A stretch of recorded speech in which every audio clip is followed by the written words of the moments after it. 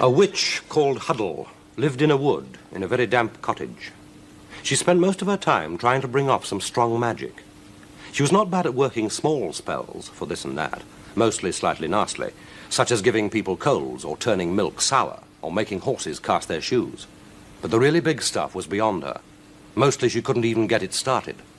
On the very few occasions she did, the results were unexpected. A love potion became a shower of bad cabbage water. A spell for youth and beauty, for herself, merely turned her hair green. She was a failure at sorcery, and she got crosser and crosser.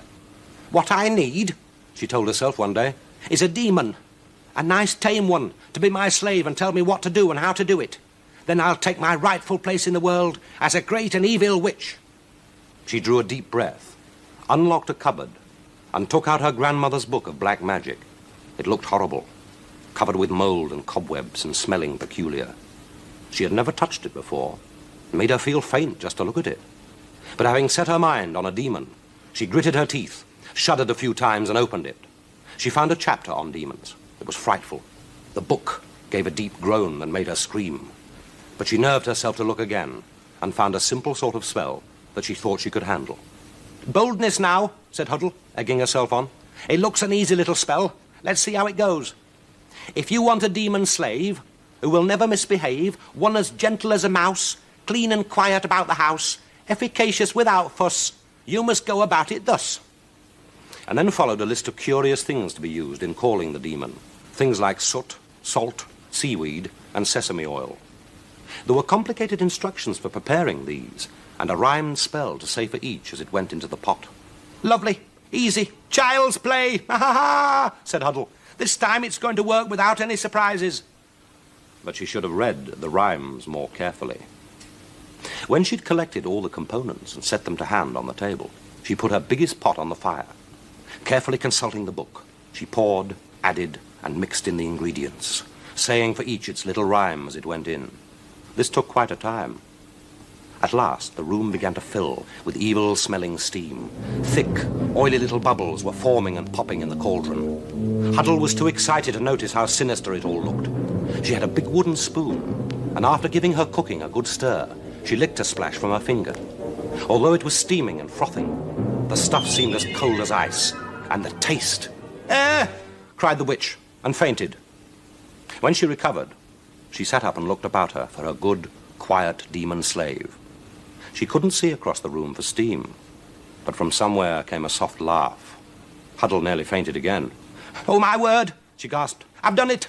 I've got one!" The laugh came again. It sounded spiteful. Some wisps of steam eddied aside, and there, in the center of the table, sat a yellow cat. "Oh," said Huddle. "Are you, oh, law!" Cold shivers were running up and down her spine. The yellow cat was huge, and its eyes shone like green stones, and it laughed. "Don't laugh at me," said Huddle, feebly. "Why not?" said the cat. "Oh, you can talk?" "Naturally," said the cat. "My name is Victor, and when I see something comical, I laugh." "Do you indeed?" said the witch, trying to seem bold. "Well, if you're going to be my slave, I won't allow—" "Just a moment," interrupted Victor. "Do I look like a slave?" "You look like a cat." "And are cats easily enslaved?"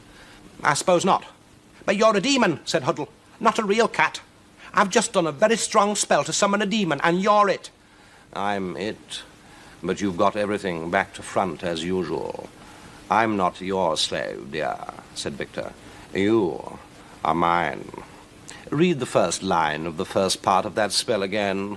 Especially note the position of the first comma." Hurrying to the book on the table, Huddle looked. "If you want a demon, slave, who will—" She tried to say something and failed.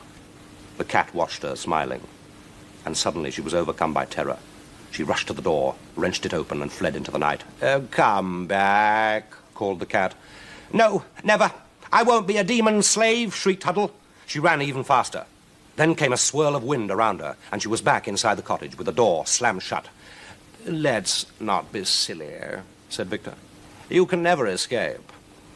Now, get me my supper.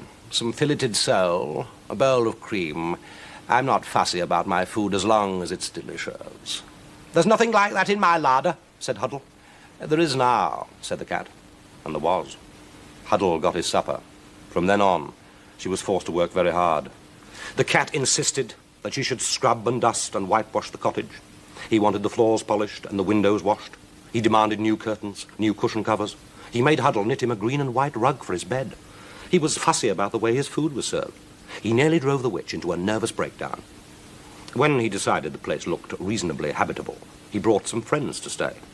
There was a white owl, called for some reason Poodle, a black rat with red eyes and white whiskers, whose name was Avis, an enormous thin dog with silvery fur and an iron collar with the name Bertie engraved on it, and a big beetle who did not seem to be called anything.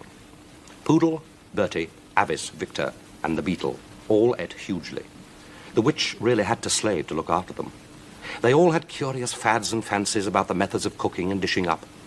Huddle was tired and miserable. She was absolutely fed up with a lot of them. One night, as they lay on the green and white rug, gorged with food, Huddle put her hands on her hips, scowled at them and said, "Is there no way to get rid of you?" "Get rid of us," they said. "Don't you like us?" She gritted her teeth. "I adore you," she said untruthfully. "But I'd rather live alone as I used to do. I prefer it." "Really?" drawled Victor. "Then why did you summon a demon?" It was a mistake." And the cat looked at her thoughtfully. Then he said, "There's only one way to free yourself, Draggle." "Huddle," snapped the witch. "Whatever your name is, your only chance is to find the sky-blue whistling spark," said Victor. "Produce that, and I and all my friends will go like lambs." Then would you mind repeating? "Find the sky-blue whistling spark. The spark for living, the blue for happiness, the whistle for hope. Not difficult," said the cat, "if you know where to look." "But I don't," cried Huddle. "You'll have to tell me where to search for it." "Why should we help?" asked Poodle, stretching his wings. "We're happy enough with things as they are," said Avis.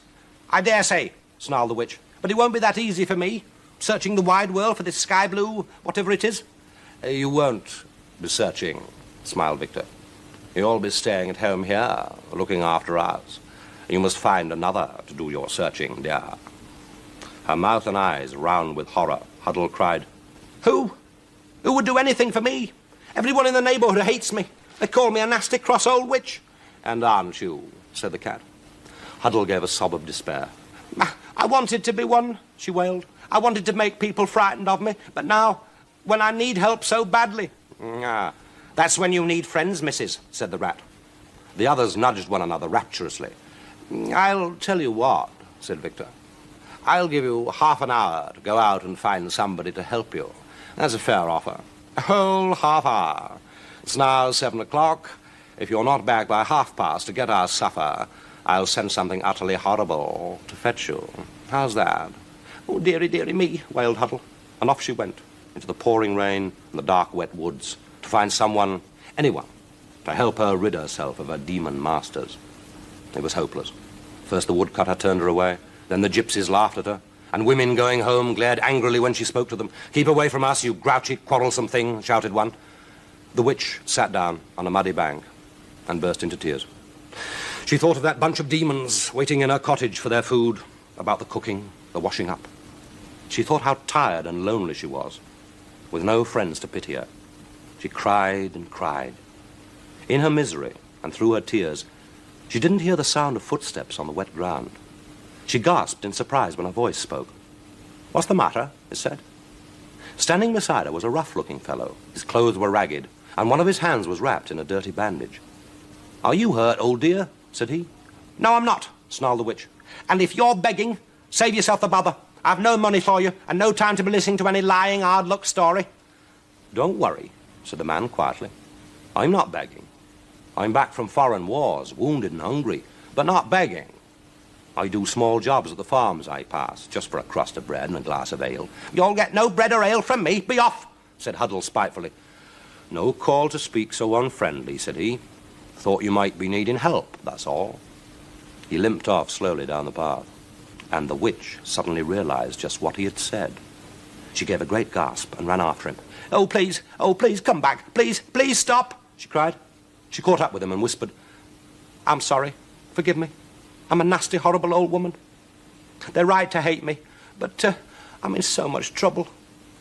The man looked at her white face, all streaked with tears and rain. He saw the marks of temper and pride and conceit round her mouth and eyes. He saw her thin grey hair, the shaking, skinny hands. "Oh, well, tell me all about it, then," he said. And she blurted out the whole terrible story. "So there it is," she ended. "Now I suppose you'll laugh at me. I'll deserve it too. Not just because of all the stupid things I've done before, but for being unkind to you, who was gentle to me." "You poor old woman," said the man. "I'll take you home and see if I can sort things out a bit." So back they went together to the cottage. Once inside, the two of them stood and looked at the demons. The great cat narrowed his eyes at the man. "Aren't you afraid?" said Victor softly. "Yes," said the man. "Of course I am. Demons are terrible things to face, but, well, whatever the danger, I'm going to try and get you out of this house." "And how?" purred the yellow cat. There was a pause. "According to Mistress Huddle," said the man slowly, "it seems there's only one way." "And can you find the way?" asked the cat. "Do you know where to look for a sky-blue whistling spark? Do you, Thomas?" The man looked surprised at the use of his name. Then he remembered that he was dealing with demons. He thought deeply for a few minutes, while the others watched him. Then he said, "I'm not clever or handsome or wise, but whatever I can do, that I will do to find this spark and free the old woman from your power." Victor laughed softly. "There's only one way for you, Thomas," said he. "You must become my slave. Then I'll release Huddle." There followed a long silence in the cottage. The fire burned brightly on the hearth, though not as brightly as the eyes of the demons. And at last Thomas nodded his head. "Very well," said he. At this, Huddle stamped her foot and said she wouldn't allow it. She touched Thomas's hand gently and smiled at him. "Thank you, my dear," she said, "but you shan't do it. No. They'd run you off your poor feet waiting on them. I'd rather slave the rest of my life than have a decent, kind fellow like you saddled with these layabouts." She marched to the larder door, her head high and angry. "I'll get some food for you, Thomas, lad," said she, "and I'll give you my blessings for what they're worth, and my true thanks, and you can be on your way and think no more of me and my silly problems." She opened the larder door. She opened the lid of the bread crock, and a great blue spark shot across the room, as blue as a summer sky. Twice round the room it went, whistling. And then it turned into a shower of rainbow spangles down the wall. Then one by one, the animals turned into lambs and vanished. Only the yellow cat still sat on the table, smiling. "Are you sure you want me to go?" he said. "Suppose I offer to stay and help you make magic?" "No," said Huddle. "No more spells and sorcery for me. I don't want to be a witch. I'd rather be ordinary and live kindly and have friends." "That's all I needed to know," said Victor. "I'll be on my way." He turned into a lamb and then disappeared. Huddle heaved a great sigh of relief. She turned to Thomas. "Sit by the fire, lad," she told him. "I'll make a nice cup of tea." But first, she got all her magic books, including her grand's, and dumped them in the middle of the fire. Then she went to fill the kettle. Goodbye.